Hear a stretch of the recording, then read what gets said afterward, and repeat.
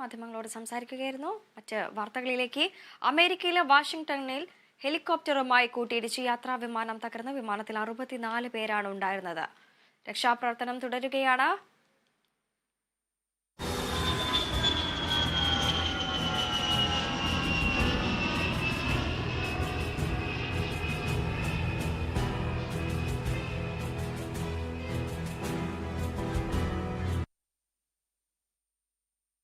വാർത്തയുടെ വിശദാംശങ്ങളുമായി വിജിത ചേരുന്നു. വിജിത, എപ്പോഴായിരുന്നു സംഭവം? എങ്ങനെയാണ് ഇങ്ങനെ ഒരു അപകടം ഉണ്ടാകാനുണ്ടായ കാരണം? അതോടൊപ്പം തന്നെ 64 പേരാണ് ഈ ഒരു യാത്രാ വിമാനത്തിൽ ഉണ്ടായിരുന്നത് എന്ന് അറിയാൻ സാധിക്കുന്നു. രക്ഷാപ്രവർത്തനം എങ്ങനെയാണ് പുരോഗമിക്കുന്നത്?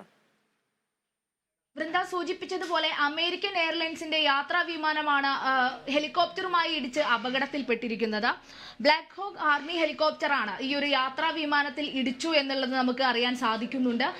വൃന്ദ സൂചിപ്പിച്ചതുപോലെ 64 യാത്രക്കാരാണ്. 60 യാത്രക്കാരും 4 ക്രൂ മെമ്പേഴ്സുമാണ് ഈ ഒരു വിമാനത്തിൽ ഉണ്ടായിരുന്നത്.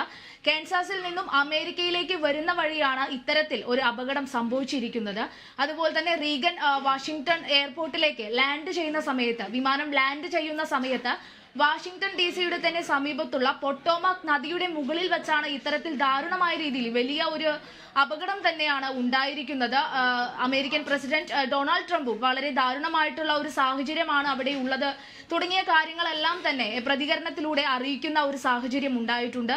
എന്തായാലും അവിടെ രക്ഷാപ്രവർത്തനം വളരെ ശക്തമായ രീതിയിൽ തന്നെ അല്ലെങ്കിൽ വളരെ വലിയ രീതിയിൽ തന്നെ രക്ഷാപ്രവർത്തനം നടക്കുന്നുണ്ട് എന്നാണ് നമുക്ക് അറിയാൻ കഴിയുന്നത്. നേരത്തെ പറഞ്ഞതുപോലെ ഈ ഒരു പൊട്ടോമാക് നദിയുടെ മുകളിൽ വെച്ചാണ് ഇത്തരത്തിലൊരു അപകടം ഉണ്ടാവുന്നത്. അതുകൊണ്ട് തന്നെ നീന്തൽ വിദഗ്ധർ അടക്കം എത്തി ഇത്തരത്തിലൊരു വലിയ ഒരു തിരച്ചിലെല്ലാം നടത്തുന്നു എന്നുള്ള സൂചനകൾ നമുക്ക് ലഭിക്കുന്നുണ്ട് എന്നുള്ളത് കൂടി പറയാൻ സാധിക്കുന്നു.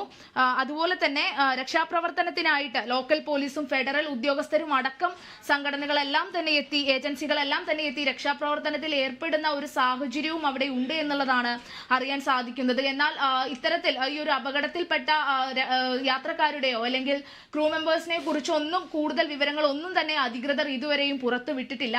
അതുപോലെ തന്നെ ഈ ഒരു ഹെലികോപ്റ്ററിൽ 3 സേനാംഗങ്ങളും ഉണ്ടായിരുന്നു എന്നുള്ള ഒരു കാര്യമാണ് അറിയാൻ സാധിക്കുന്നത്. എന്തായാലും വലിയ രീതിയിലുള്ള ഒരു അപകടം തന്നെയാണ് അവിടെ ഉണ്ടായിട്ടുള്ളത്.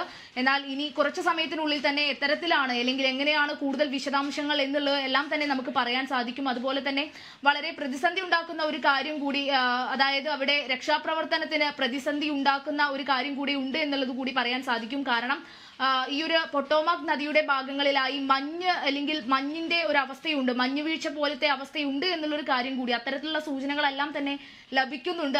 അതുകൊണ്ട് തന്നെ അത് ഒരു പ്രതിസന്ധിയാവാൻ അല്ലെങ്കിൽ രക്ഷാപ്രവർത്തനത്തിന് ഒരു വെല്ലുവിളിയാവാനുള്ള സാധ്യത, അത്തരത്തിലൊരു സാധ്യത നമുക്ക് തള്ളിക്കളയാനും സാധിക്കില്ല.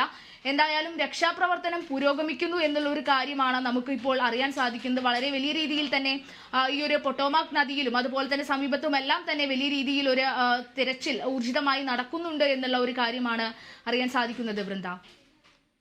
ശരി, വിജയയാണ് വിവരങ്ങൾ പങ്കുവച്ചത്.